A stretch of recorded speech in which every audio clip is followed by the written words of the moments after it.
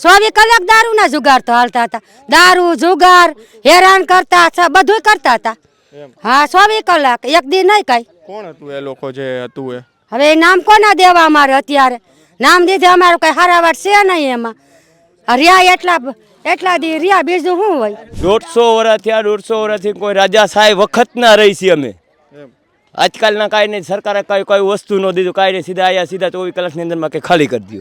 અમારા ઠામડા છે, અમારી સાયકલ છે, અમારો લબાસો બધો ડટાઈ ગયો છે, અમને કાઢવા નથી દીધો. અમને ખાલી અડધી કલાક પોણી કલાકનો ટાઈમ દીધો છે. સવારમાં આવ્યા ને કે બપોરે કે ખાલી કરી દો, બપોર લગીમાં ખાલી થઈ જાય સાહેબ. અમારા કેટલા મકાન હતા, અમારા મકાન બધાય પાડી દીધા છે. અમને કાંઈ વસ્તુ સામું આપ્યું નથી. 5 દિવસથી તો ધંધા વગરના બેઠા છે. આ ખાવાના આવે છે, છોકરાઓને લઈ જઈને ખવડાવું છું. એને લોકોએ મોકો જ ન દીધો, સીધા બપોરે આવ્યા ને બપોરે કે ખાલી જ કરી દો કે. એનું કારણ સી કાંક વાપરવા કામ લાગે લઈ જાય છોકરા હવે વેચી નાખે. કાંક એને તો કામ આવે ત્યાં ભાડા ભરવા, ભાડા રાખ્યા છે, લબાસો નાખવા તો ભાડાના દેવા થાય. હળિયા કાઢવી છે, અમારે સામાન સાયકલ કાઢવી છે, અમારે કેરબા કાઢવી છે, ઠામ કાઢવી છે. એ પૈસા ઉપર જઈ ગયા છે જેને નથી પડ્યા એને, અને એના હાથમાં પૈસા દીધા કે 1000 રૂપિયા દઈજો કે. રાજકોટના જંગલેશ્વર વિસ્તારમાં જે ડિમોલેશનની કાર્યવાહી પૂર્ણ થઈ ગઈ છે, પરંતુ અહીંયા જે લોકોના મકાનો હતા, જે અહીંયા વર્ષોથી રહી રહ્યા હતા, તે મકાનો તો તૂટી ગયા છે, પરંતુ અહીંયા જે વસ્તુઓ આપણને દેખાઈ રહી છે કે જે અહીંયા સળિયાઓ જે છે તે પણ અત્યારે હવે જે અહીંયા સ્થાનિકો છે તેમના દ્વારા પોતાના મકાનોમાંથી કાઢવામાં આવી રહ્યા છે. કારણ કે આમ તો તેઓ કહી રહ્યા છે કે પોતાના મકાનો જે છે તે તો જતા રહ્યા છે, પરંતુ આમાંથી જે પણ વસ્તુઓ જે પોતાને મળે છે તે પોતે લઈ અને 2 રૂપિયા એમાંથી તેઓ લેશે. અહીંયા ઘણા ભાઈ છે. ક્યારથી તમે આ કરી રહ્યા છો? હા, આજથી જ કરી રહ્યા. તમારું મકાન હતું અહીંયા? આ મકાન અમારા જ છે, આ બધા મકાન અમારા જ હતા. અમારે ફઈના હતા બધા. અહીંયા અમારે 150 વર્ષ જેવું થયું. જંગલેશ્વરની અંદરમાં પાયો નાખવાનો 150 વર્ષ થયા, 150 વર્ષથી કોઈ રાજા સાહેબ વખત ના રહી છીએ અમે. આજકાલના કાંઈ નહીં, સરકારે કઈ વસ્તુ ન દીધું, કાંઈ નહીં, સીધા આયા સીધા 24 કલાકની અંદરમાં કે ખાલી કરી દો. હવે આ મકાન તો તોડી નાખવામાં આવ્યા છે, તમે અત્યારે અહીંયા જે આ સળિયા ને એ બધું કાઢી રહ્યા છો, એનું શું કારણ?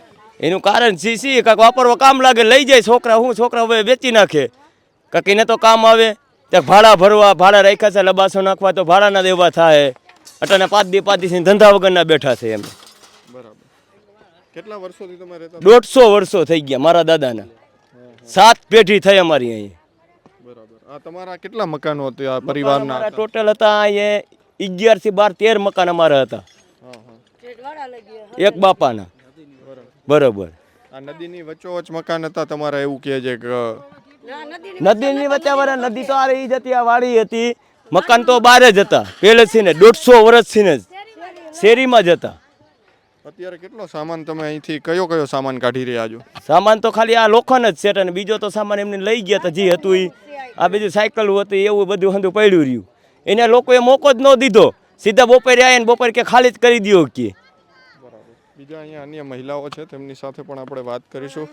બેન, અહીંયા જોવો છો, અહીંયા સાયકલ જે છે તે પણ દટાઈ ગઈ છે આ જે કાટમાળની વચ્ચે. કારણ કે અહીંયા જે 2 દિવસનો સમય તેમને આપવામાં આવ્યો હતો, તે સમય દરમિયાન ઘણાનો સામાન પણ અંદર રહી ગયો હોય તેવા દ્રશ્યો અત્યારે દેખાઈ રહ્યા છે. આ સાયકલ છે કે જે બેન અમારા ઠામડા છે, અમારી સાયકલ છે, અમારો લબાસો બધો ડટાઈ ગયો છે. અમને કાઢવા નથી દીધો. અમને ખાલી અડધી કલાક પોણી કલાકનો ટાઈમ દીધો છે. સવારમાં આવ્યા ને કે બપોરે કે ખાલી કરી દો, બપોર લગીમાં ખાલી થઈ જાય સાહેબ. અમારા કેટલા મકાન હતા, અમારા મકાન બધાય પાડી દીધા છે. અમને કાંઈ વસ્તુ સામું આપ્યું નથી. અત્યારે તમે શું કરી રહ્યા છો? આ બધા સામાન કાઢી રહ્યા છે અમે અત્યારે. બરાબર. શું સામાનમાં તમે કાઢો છો અત્યારે? સળિયા ને બધું? હળિયા કાઢવી છે, અમારે સામાન સાયકલ કાઢવી છે, અમારે કેરબા કાઢવી છે, ઠામ કાઢવી છે. હા, અમારે ખાવાનું કરવું ને અત્યારે અમને મહિનો દી માન મકાન દીધા છે. મહિના દીનું ભાડું ક્યાંક થઈ જાય, ભાડે દેવાઈ જાય.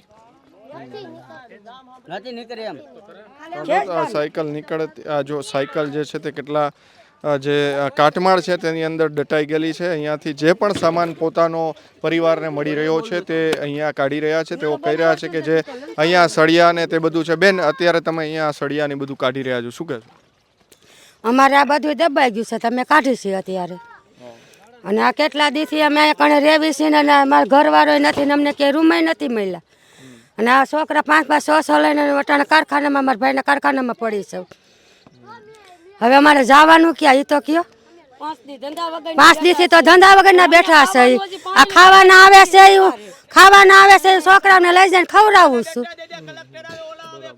તો બીજું શું કરવું અમારે અને અમારે જવાનું ક્યાં કરે નથી પડ્યા એને પૈસા દીધા છે મકાન નથી દીધા એને પડ્યા છે અને પૈસા દીધા છે અને અમારે અમને એમ કીધું કે અમે તમને દઈશું અમને કઈ દીધું નથી કોણે પૈસા આપ્યા એ પૈસા ઉપર દઈ ગયા છે જેને નથી પડ્યા એને અને એના હાથમાં પૈસા દીધા કે 1000 રૂપિયા દઈજો કે અત્યારે તમે દારૂ જુગારના અડ્ડા અહીંયા ચાલતા હતા તેવું પણ કોર્પોરેશન છે પોલીસ છે તે કહેતી 24 કલાક દારૂના જુગાર તો હાલતા હતા દારૂ જુગાર હેરાન કરતા હતા બધું કરતા હતા એમ હા 24 કલાક એક દી નહીં કઈ કોણ હતું એ લોકો જે હતું એ હવે નામ કોના દેવા અમારે અત્યારે નામ દીધે અમારું કઈ હારાવાટ છે નહીં એમાં રહ્યા એટલા દી રહ્યા બીજું શું હોય તમે કેમ અહીંયા રહેતા હતા અહીંયા શું કારણથી રહેતા હતા અમે અહીંયા ધંધો કરતા હતા બીજું શું કરતા હતા ભંગાર વીણવા જતા હતા કોઈ અમે રસોડામાં જતા કેટરસમાં જતા છોકરા કારખાનામાં જતા એવી રીતે કરતા હતા હવે ક્યાં જવાનું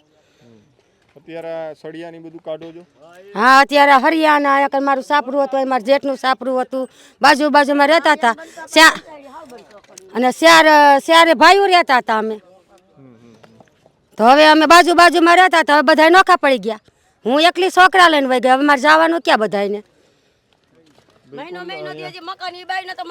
અને મને તો હજી મકાન ક્યાંય મળ્યું જ નથી અમારા આ છોકરા રહ્યા બિલકુલ એટલે કે અને અહીંયા જે એકને તો ઠીકની નથી અહીંયા જંગલેશ્વર વિસ્તારની અંદર જ્યારે આ ડિમોલિશન પૂર્ણ થઈ ચૂક્યું છે જ્યારે આ કાટમાળ છે આ કાટમાળ જે અત્યારે છે તેમની અંદરથી જે પણ વસ્તુઓ અહીંયા સ્થાનિકો જે છે કે પોતાના મકાનોમાં રહેતા હતા તેમાંથી માનો કે સળિયા જે છે તે નીકળી રહ્યા છે સાયકલ છે ઘણી બધી વસ્તુઓ એવી છે કે જે વેચીને પણ તેમના ભાડા ભરાઈ શકે તે પ્રકારની સ્થિતિ છે એટલે કે હવે તેઓ સળિયા કાઢીને પોતાના ભાડાના મકાનના જે પૈસા જે છે તેઓ અત્યારે કરી રહ્યા છે કેમેરા પર્સન કેવિન નિમાવત સાથે મયુર સરવૈયા સ્વરાજ મીડિયા રાજકોટ